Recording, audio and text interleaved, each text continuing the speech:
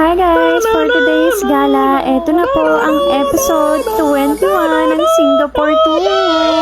Nandito naman po tayo sa Cloud Forest. Nakatapat lang siya ng Flower Dome, guys. So, less hassle na talaga sa pagbiyahe for next destination, diba?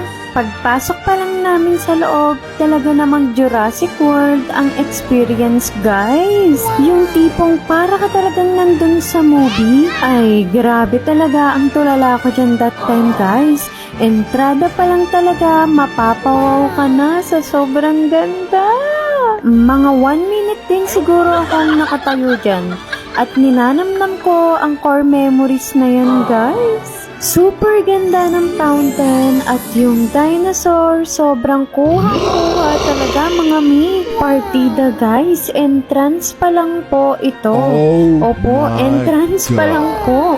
What more pa pagka napasok na natin yung buo. Ops. See you on next episode. Bye-bye guys!